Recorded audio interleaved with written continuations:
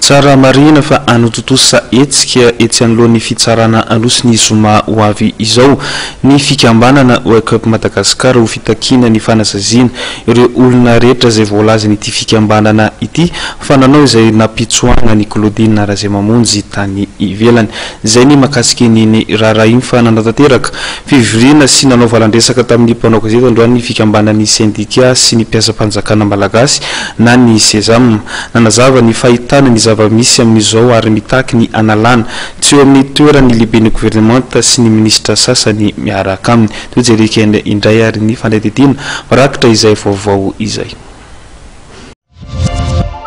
mitaky ny andravan'ny filoham-pirenena ny gouvernemanta tariny prime ministre Mahafaly Solonandrasana Olivier ny fikambanam-beny ny syndicat sy ny mpiasam-panjakana malagasy na ny Sesam araka ny nambaran'izy ireo dia tsy mahavita ny asany ny gouvernement amin'izao no ireo toetra ratsy ara-dalàna ny mahazo vahana amin'izao fotoana izao eo ny fitsaram-bahoaka ny kolikoly avolenta araka izany manaitra ny filoham-pirenena malagasy izy ireo anatanteraka izany fanairana ny fanjakana fa tsy mety zao raha zao faharoany fanjakana faobe zay fanairana ny andriamatoa filoha-jay voafidy ara-démocratique anao ao iteo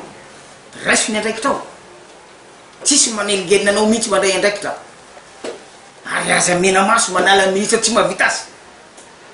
ino ny mahamelatra an'izany ianao name décret de nomination sy niavinao abrogé hoe andriamatoa prime ministre tsy vita ny gouvernement anao tsony ty raha vitanao moa izy de aza avao manao point de presse manao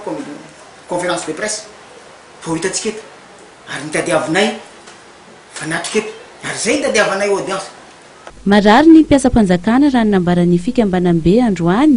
ary ny amafy hatrany ny tsindry ataony amin'izy ireo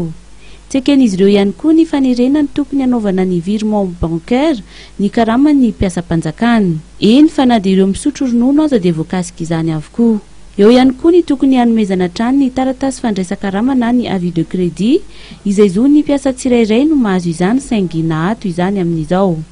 ny avis de crédit sy ny bon de caisse zay droit ny mpiasam-panjakana na aiza misy anazy na aiza misy anazy no manana an'izay isaky ny farany volana amatarany hoe zao ny karamany tokony ampiarina ho iny Sesam ny vokatra ny feonam-beny tanterahan'izy ireo tany amin'ny faritra ary nanoaravina teto Antananarivo mikasika indrindra ny politika pirenena ny mpiasam-panjakana ary mbola mitaky hatrany ny grille indiciaire unique ny fampiakarana ny hofatrano izay 4,000 alina amin'izao ny fampiakarana ny volanjaza ary ny sara-pitsabony marina fa miisa 2 alina sy rayetsy ny mpiasam-panjakana manerana ny nosy ary 770 ireo syndicat mivondrona ao amin'ny Sesam